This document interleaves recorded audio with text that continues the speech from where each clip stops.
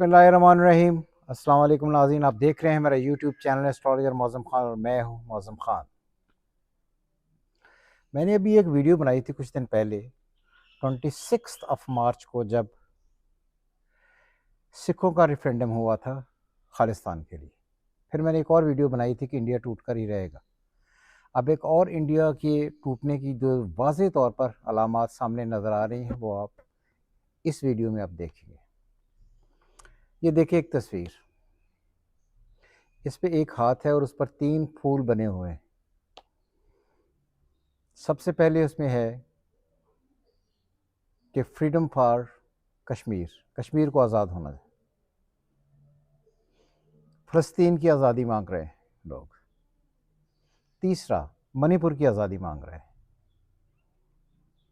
अगर आप देखें तो इंडिया में अब आज मैं देख रहा था उनका ही television which is Zee TV news, तो उसी की न्यूज़ में मैं देख रहा था कि आज है 6 तारीख और 6 अप्रैल को भी अगर यही प्रोपेगेंडा वहाँ पर चल रहा है, कश्मीर की आज़ादी मांगी जा रही है और साथ में आप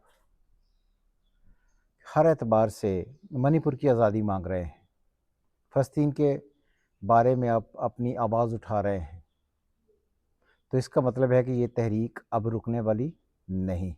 दूसरी बात जो सबसे इम्पॉर्टेंट है वो ये है कि जब इंडिया ने 1947 में पाकिस्तान से सेपरेट हुए थे और उन्होंने ख़ास तौर पर 71 में ये कहा था और मोदी ने हसीना वाजिद के साथ मिलकर ये कहा था कि हमने खुद दानिस्ता तौर पर बानी जिसे मुक्ति कहते हैं उसकी तहरीक रखी और उसकी वजह से हमने खुद इंडिया को बांग्लादेश दिया, यानी कि पाकिस्तान से आज़ाद करवाने में मुक्ति बानी का बहुत बड़ा रोल था। और अगर मुक्ति बानी का रोल था तो इसका मतलब ये हुआ कि दानिस्ता तौर पर जो वहाँ पर किलिंग्स हुई थी वो इंडियंस ने खुद करके पाकिस्तानी फ़ौज को बदनाम करने की कोशिशें की।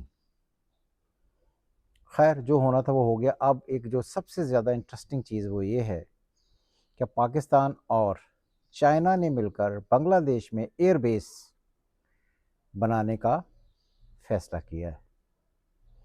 तो ये जो बहुत तेज़ी से बदलती हुई सिचुएशंस है, अगर आप इंडिया का चार्ट देखें तो सारे के सारे मेजर प्लैनेट्स उनके जेमिनाई में, जिसका लॉर्ड मर्करी जाकर उनके 3rd हाउस में जाकर बैठ गया है इन कैंसर।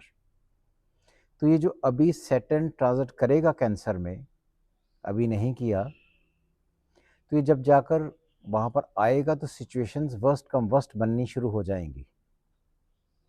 चूँकि इस वक्त राहु की पोजीशन अच्छी नहीं है, उन्होंने मार्स को डैमेज किया है, तो अभी से ये सारे मामलात आहिस्ता आहिस्ता आहिस्ता इंडिया के ख़िलाफ़ जाने शुरू हुए हैं। और मैं ये बार बार समझता हूँ कि हर हाल में ये बात अपने ज़हन में रखिएगा कि इंडिया 2025 जो जुलाई से शुरू होगा और अगले 1 साल तक रहेगा, इसमें बहुत ही सारा सिनेरियो बदलने के काफ़ी सारे इम्कानात हैं। और मैंने पहले भी कहा था कि 2025 जो है ये इंडिया के लिए हर एतबार से बहुत वर्स्ट कम वर्स्ट होगा। तो देखिए कि अब इंडिया का क्या बनता है।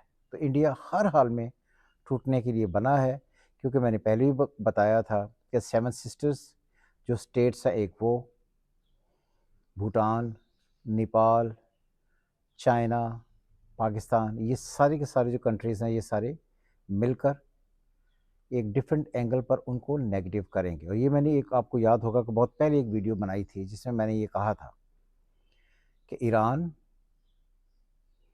रशिया, चाइना, टर्की, पाकिस्तान और इंक्लूडिंग बांग्लादेश, साथ में आखिर में आकर श्रीलंका भी शामिल हो जाएगा, तो ये इंडिया के गिर्द एक गोल्डन रिंग बनने जा रहा है जो इंडिया के लिए मोस्ट डिस्ट्रक्टिव रिजल्ट जनरेट करेगा। और मेरी रीडिंग्स हैं कि 2025 जो है, ये जो भी आ रहा है, इसमें इंडिया ग्रेजुअली टूटने की तरफ जाएगा। और ये मैंने फिर कहा है कि जब अगर आप कोशिश करते हैं कि पंजाब अलग हो जाए तो कश्मीर ऑटोमेटिकली से अलग होगा ही, और इंडिया बना है टूटने के लिए, इसलिए टूटेगा। सो ये चार्ट देखें, रीडिंग्स देखें, उन पर अपना एनालिसिस करें। खुश रहें। खुदा हाफिज़। पाकिस्तान जिंदाबाद।